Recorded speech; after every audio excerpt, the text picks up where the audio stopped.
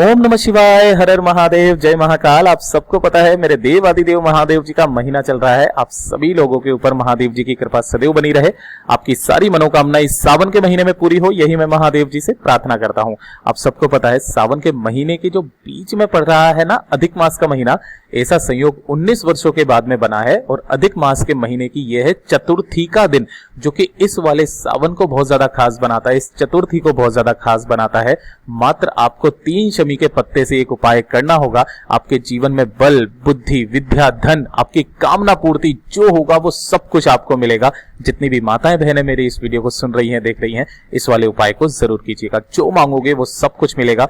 पूज्य गुरुजी की कथा से सुन करके और समझ करके पूरे उपाय को बड़े ही विस्तार से बताऊंगा। परंतु उससे पहले आप सबसे एक छोटी सी गुजारिश करूंगा कि जो लोग पहली बार आए हैं, चैनल को सब्सक्राइब जरूर करना और वीडियो को लाइक करके महादेव जी का कोई सा भी प्यारा नाम कमेंट बॉक्स में लिखना मत भूलिएगा।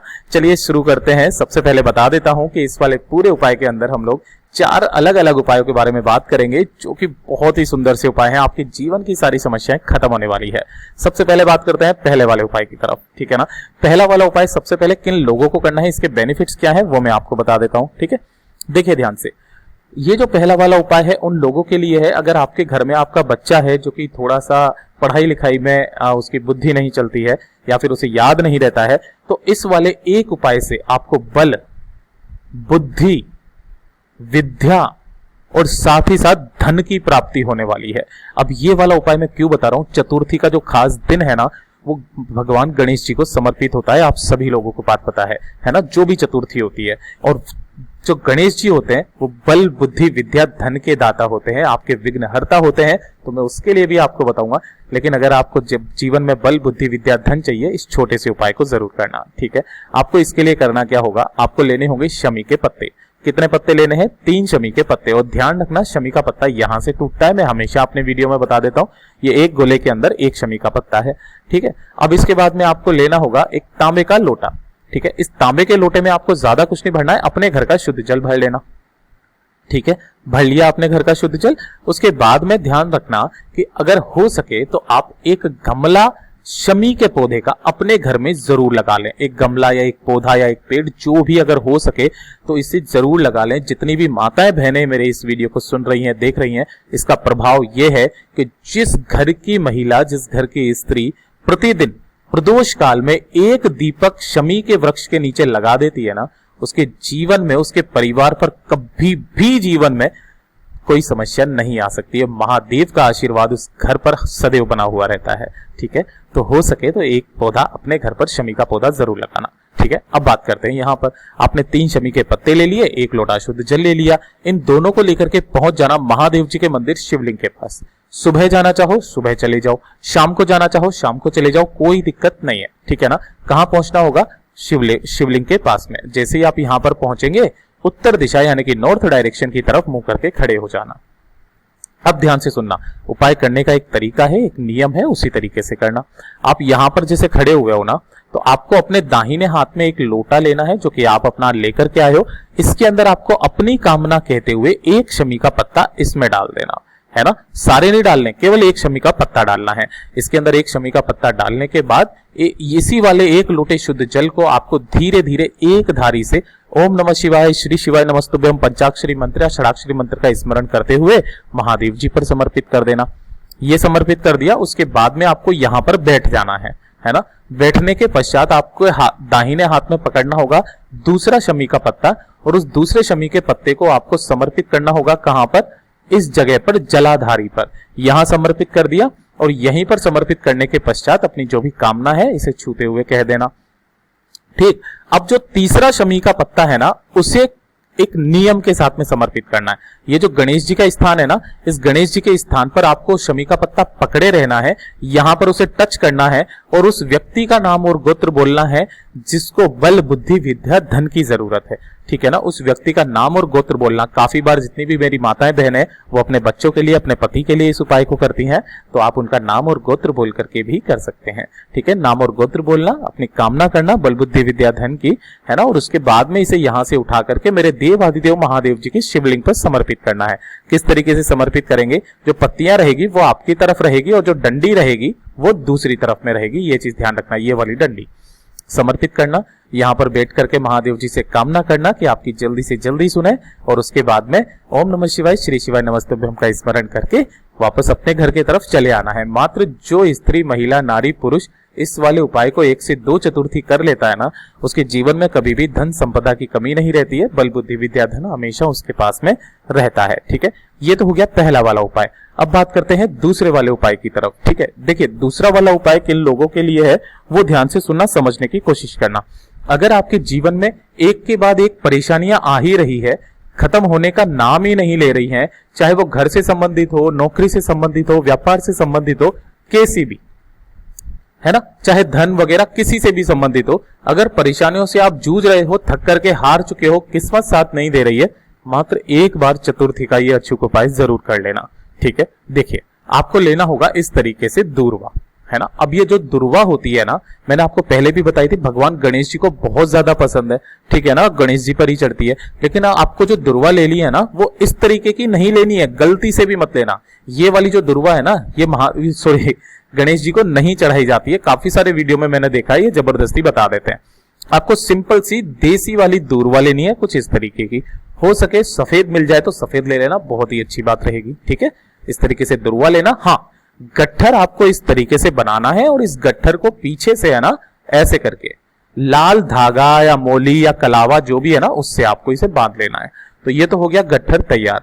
उसके बाद में आपको 1 लोटा शुद्ध जल तैयार करना होगा। अपने घर का शुद्ध जल भर लेना एक तांबे के लोटे में। ठीक है, और इस वाले गट्ठर को इसी वाले जल में डाल देना। डाल दिया, इस लोटे को लेकर के पहुंच जाना महादेव जी के मंदिर शिवलिंग के पास। सुबह जाओ सुबह चले जाओ, शाम को जाना चाहो शाम को चले जाओ। पूरा दिन चतुर्थी का दिन है, मेरे गणेश भगवान जी का दिन है, जो कि महादेव जी के सबसे प्रिय पुत्र हैं। उत्तर दिशा की तरफ, नॉर्थ डायरेक्शन की तरफ मुंह करके खड़े हो जाना, और जो आपने एक लोटा लिया है जिसके अंदर आपने दुर्वा डाली हुई है, तो उस दुर्वा को आपको बाहर निकालना है, और उस 1 लोटा शुद्ध जल को मेरे देवादिदेव महादेव जी पर जाते ही ओम नमः शिवाय, श्री शिवाय नमस्तुभ्यम का स्मरण करते हुए समर्पित कर देना। ठीक है, समर्पित कर देने के पश्चात यहां पर आपको बैठ जाना है, और बैठने के पश्चात आपको अपने दाहिने हाथ में पकड़ना है, और जो बायां हाथ है ना, उसको आपको लगा लेना है अपने हाथ पर। ठीक है ना, अकेले हाथ से इस उपाय को मत करना। अब ये वाला जो स्थान होता है ना, ये होता है गणेश जी का स्थान। यहां पर आपको उस दुर्वा के गट्ठर को टच करवाना है ना, और टच करवा करके आपको एक मंत्र का स्मरण करना है, ओम गंग गणपतये नमः। ठीक है ना, इस वाले मंत्र का आपको स्मरण करना है, और फिर इसके उठा लेना है ना। उठा लिया, अब उठाने के बाद फिर से वापस इसे टच करना है, फिर से इसी मंत्र का स्मरण करना है, और फिर उठा लेना है। फिर आपको टच करना है, इस मंत्र का स्मरण करना है, फिर उठा लेना है। ऐसे ही आपको इसे टच करवा करके कुल कितनी बार करना होगा? 17 बार ऐसे करना होगा। जब आप 17वीं बार इसे टच कर रहे होगे ना, तो टच करने के पश्चात आप अपना नाम और गोत्र बोलना, और नाम और गोत्र बोलने के पश्चात आप उनसे, महादेव जी से प्रार्थना करना कि मेरे जीवन में समस्या ही समस्याएं बनी हुई है, एक के बाद एक समस्या आ रही है, महादेव जी कुछ ऐसा कर दीजिए कि मुझे इन समस्याओं से जूझना ना पड़े। जैसे भी आपको कामना करनी है, अपनी कामना बोल करके और इस गट्ठर को उठा करके महादेव जी की शिवलिंग पर समर्पित कर देना। बस इतना सा छोटा सा उपाय करना है, 1 से 2 चतुर्थी कर लेना, आपके जीवन की सारी समस्याएं हमेशा के लिए खत्म जरूर हो जाएगी। ठीक है, अब बात करते हैं तीसरे वाले उपाय की तरफ। जो ये तीसरा वाला उपाय होगा, ये होगा आपकी रोग मुक्ति के लिए, है ना। किसके लिए होगा? रोग मुक्ति के लिए। अगर आपके घर में कोई भी व्यक्ति बहुत ज्यादा बीमार है, या फिर उसे छोटी छोटी सी चीजों को लेकर के मौसम बदल रहा है तो उससे बीमार पड़ जाता है, इस छोटे से उपाय को आप करना, उसके परिवार का कोई और भी सदस्य कर सकता है। और अगर चाहते हो कि आपके जीवन में कभी भी किसी भी तरीके का कोई रोग ना हो, तो इस उपाय को करना स्टार्ट कर दीजिए। आप यकीन नहीं मानेंगे, इस वाले उपाय को मैं डेली करता हूं। ठीक है, लेकिन मेन जो उपाय है चतुर्थी के दिन जरूर करना। आपको करना क्या होगा? इसी तरीके से आपको देसी घास, धूप जो होती है, दुर्वा होती है, वो आपको ले लेनी है सिंपली, है ना। और 1 लोटा ले लेना है शुद्ध जल अपने घर का। ठीक है, और इसी के साथ में ले लेने हैं थोड़े से काले तिल। ठीक है ना, चुटकी भर काले तिल। इन तीनों चीजों को लेना, महादेव जी के मंदिर चले जाना शिवलिंग के पास में। मुख रखोगे अपना उत्तर दिशा यानी कि नॉर्थ डायरेक्शन की तरफ। ठीक है, अब यहां पर आपको सबसे पहले क्या करना है, जो 1 लोटा शुद्ध जल लिया है ना, इसी के अंदर आपको दुर्वा डालनी है, और इसी के अंदर आपको क्या डाल लेना है? काले तिल भी डालने हैं। ठीक है ना, इसे डाल लेना, काले तिल भी है डाल लिए। अब इसी 1 लोटे को शुद्ध जल को आपको समर्पित करना होगा शिवलिंग के ऊपर।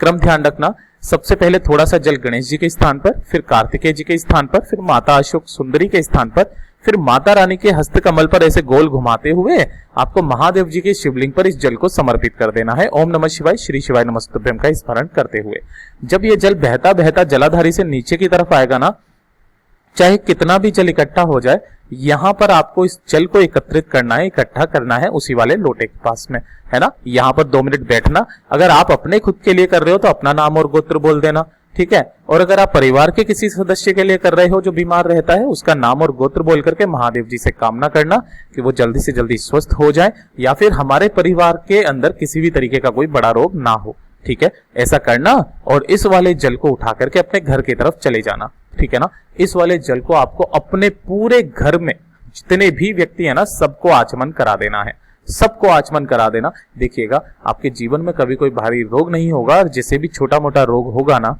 वो भी पूरा खत्म जरूर हो जाएगा। देखिए चौथा वाला उपाय किन लोगों के लिए है? हर कोई चाहता है कि उसके जीवन में वो उसका खुद का अपना एक घर हो, ठीक है ना, जिसके अंदर वो अपने परिवार के साथ बहुत प्यार से रहे। अगर आपको भी अपने खुद का घर लेने की बहुत ज्यादा इच्छा है, बहुत ज्यादा मन है, तो चतुर्थी का इस वाले उपाय को मत चूकिएगा। जब भी किसी भी महीने की कोई चतुर्थी आ जाए तो उस चतुर्थी के दिन भगवान गणेश जी के मंदिर में जाना, जो भी आपको पूजा अर्चना करनी है वो पूजा अर्चना आप करना। रिद्धि सिद्धि के दाता हैं, ये विघ्न हरता हैं, ये सारी मनोकामनाएं आपकी पूरी करेंगे। यहाँ पहुंचने के बाद आपको करना क्या होगा, जो एक मंत्र होता है श्री महागणेश पंचरत्नम, इसका हर चतुर्थी के दिन जो व्यक्ति जाकर के पाठ कर लेता है ना गणेश जी के मंदिर में, सुबह या शाम कभी भी, है ना, बहुत जल्दी योग बनते हैं कि उसका खुद का घर, उसकी खुद के घर की छत उसके सिर पर आ जाती है।